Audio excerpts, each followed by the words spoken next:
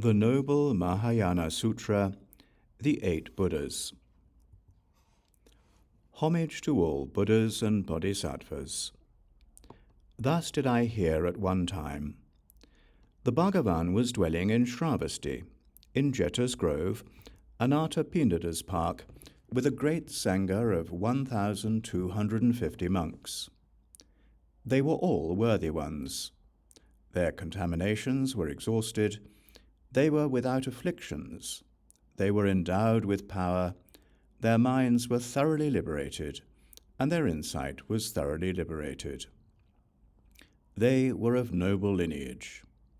They were great elephants who had completed their work and accomplished their tasks.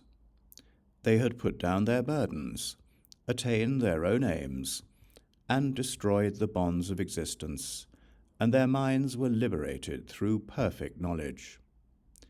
They had perfected the best of all the powers of the mind. They were all this way, with the exception of one person, Venerable Ānanda. On that occasion, Venerable Śāriputra had joined the assembly and was in attendance. At that moment, all the worlds of the trichiliocosm shook in 6 ways. The sounds of quintillions of cymbals, without their being played, rang through the atmosphere. There rained down a shower of divine flowers, Mandārava, Mahamandārava, Manjushaka, and Mahamanjushaka flowers. The entire Jeta's grove, Anāthapiṇḍada's park, became blanketed with precious flowers. At that moment, all the worlds in the trichiliocosm became suffused with a brilliant golden-coloured light. Then, at that very moment, from the eastern direction there appeared 8 lotuses with golden stalks, silver petals, beryl anthers, and centres formed from emeralds. On top of each lotus centre stood a square lion throne. The thrones rested on 4 bases and were radiant, lovely to behold, fragrant and delightful. They were fringed with silk tassels, permeated with the aroma of incense from a censer, well adorned with various precious jewels, ringing with many lattices of small bells, and covered by canopies of myriad precious gems. On every lion throne appeared the body of a seated thus gone one. All these thus gone ones were beautiful and delightful to behold. They had calm senses and calm minds. They had attained supreme self-discipline and tranquility. They had attained true self-discipline and tranquility. Their faculties were guarded and restrained, just like a well-tamed elephant. They were pure, unclouded, and clear, just like a lake. Their bodies were adorned by the 32 marks of a great being. Their golden-hued bodies outshone the brilliance of the sun and the moon. They displayed many hundreds of thousands of ways of conduct. They had a complexion that one's gaze can never tire of. Then, through the power of the Buddha, Venerable Śāriputra rose from his seat. He draped his upper robe over one shoulder and placed his right knee on the ground. Next, having bowed with palms pressed together in the direction of the Bhagavan, he addressed the Bhagavan with these words. Bhagavan, from the eastern direction, there have arisen 8 lotuses with golden stalks, silver petals, beryl anthers, and centres formed from emeralds. On top of every lotus centre is a square throne raised by lions. The thrones rest on 4 bases, and they are radiant, lovely to behold, fragrant and delightful. They are fringed with silk tassels, permeated with the aroma of incense from a censer, well adorned with various precious jewels, ringing with many lattices of small bells, and covered by canopies of myriad precious gems. On every lion throne appears the body of a seated thus gone one. All these thus gone ones are beautiful, delightful to behold, having calm senses and calm minds. They have attained supreme self-discipline and tranquility. They have attained true self-discipline and tranquility. Their faculties are guarded and restrained, just like a well-tamed elephant. They are pure, unclouded and clear, just like a lake. Their bodies are adorned by the 32 marks of a great being. Their golden-hued bodies outshine the brilliance of the sun and moon. They display many hundreds of thousands of ways of conduct. They have a complexion that one's gaze can never tire of. What are the causes and what are the conditions for this? The Bhagavan replied to Venerable Śāriputra, Śāriputra, listen very well and keep this in mind. I will explain. Venerable Śāriputra said, Bhagavan, I shall do so. Then he listened to the Bhagavan. The Bhagavan said, Śāriputra, to the east of this Buddha realm, past Buddha realms as numerous as the grains of sand in a single river Ganges, there is a world system called unsubdued by others. The thus gone, worthy, perfect Buddha, exceedingly widely renowned glory, presently lives and thrives there, teaching the Dharma. Śāriputra, to the east of this Buddha realm, past Buddha realms as numerous as the grains of sand in 2 river Ganges, there is a world system called exquisitely joyful. The thus gone, worthy, perfect Buddha, king of the summit of the power of the victory banner, presently lives and thrives there, teaching the Dharma. Śāriputra, to the east of this Buddha realm, past Buddha realms as numerous as the grains of sand in 3 river Ganges, there is a world system called joyous delights. The thus gone, worthy, perfect Buddha, glorious, supremely renowned, intense subduer, presently lives and thrives there, teaching the Dharma.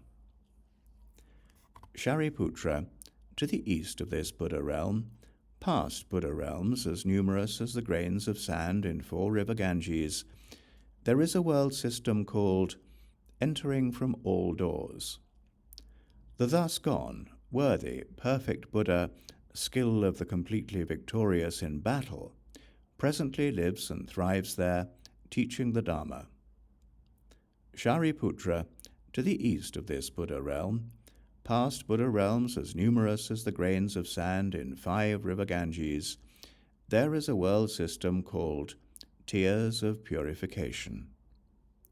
The thus gone, worthy, perfect Buddha, thoroughly illumined, glorious array of excellencies, presently lives and thrives there, teaching the Dharma. Śāriputra, to the east of this Buddha realm, past Buddha realms as numerous as the grains of sand in 6 river Ganges, there is a world system called possessing immutability. The thus gone, worthy, perfect Buddha, unobstructed, glorious king of medicine, presently lives and thrives there, teaching the Dharma. Śāriputra, to the east of this Buddha realm, past Buddha realms as numerous as the grains of sand in 7 river Ganges, there is a world system called filled with masses of eloquence.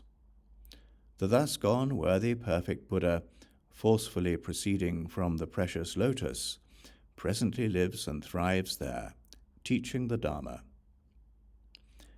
Śāriputra, to the east of this Buddha realm, past Buddha realms as numerous as the grains of sand in 8 river Ganges, there is a world system called pleasant melodious sound. The thus gone, worthy, perfect Buddha, king of the Sala abiding in the precious lotus, presently lives and thrives there, teaching the Dharma. Śāriputra, the Buddha realms of those blessed Buddhas are thoroughly pure. Hence they are devoid of the 5 degenerations, and without any heretics. They are without pebbles and without gravel. They are without subsidiary afflictions. They are without women. They are without animals, and they are also beyond the realm of the Lord of Death. There one does not come across any wasps, biting insects, or venomous vipers. Śāriputra, those sons or daughters of good family who hear the names of those blessed Buddhas and remember, carry, read, teach, properly chant and master these names, will not descend to the 3 lower realms. Such a possibility will simply not exist. Hence, Śāriputra, for those beings going to the hell realm, being reborn as animals, or going to the realm of the Lord of Death is impossible, except for those individuals who have committed acts of immediate retribution, and those who have abandoned the holy Dharma, and even those beings will have those experiences only minimally, not greatly. Śāriputra, whatever sons or daughters of good family hear the names of those blessed Buddhas and remember, carry, read, teach, properly chant and master these names, will never be separated from the extraordinary knowledges right up to their arrival at the essence of awakening. They will never be without signs of realization. They will never be without dharani. They will never have defective faculties. They will never be without abundant melodious speech. They will never be without the resonance of drums. They will never be unworthy of gifts, and they will never regress. They will never be without the flowers of the branches of awakening. They will never be without the very extensive Mahayana discourses. Śāriputra, there is no basis for that, and no possibility for that to occur. Śāriputra, whenever a woman hears the names of those blessed Buddhas and remembers, carries, reads, teaches, properly chants and masters them, it will be impossible for such a woman to acquire female attributes again, unless she takes on such attributes due to her own prayers. Śāriputra, there is no basis for that, and no possibility for that to occur. Śāriputra, when sons or daughters of good family hear the names of those blessed Buddhas and remember, carry, read, teach, properly chant and master them, it will be impossible for those sons or daughters of good family to experience any terrors from kings, thieves, fire, water, evil forces, nāgas, yakṣas, gandharvas, demigods, humans, nonhumans, or any other type of destruction, unless it is due to the forceful ripening of karma. Even then, they will have those experiences only minimally, not greatly. In pursuing any kind of mundane or supramundane objective, one should aspire to make virtuous qualities proliferate and not diminish them. Then the Bhagavan spoke these verses. Those who remember the names of those protectors of the world will completely abandon all inopportune states and quickly go to good rebirths. Having delighted the Buddhas that have appeared, rousing faith from seeing those teachers, and seeing them also as lamps of the world, they will make auspicious offerings. For countless millions of eons, helping beings to abandon samsara, those whose unobscured eyes behold the guides will also be purified. Those who remember the names of those protectors of the world will become worthy of the world's veneration, wherever those people are born. Such people will accumulate marvelous physical signs, will be reborn into rich households, will be heroic, and will become generous benefactors, giving abundantly without miserliness.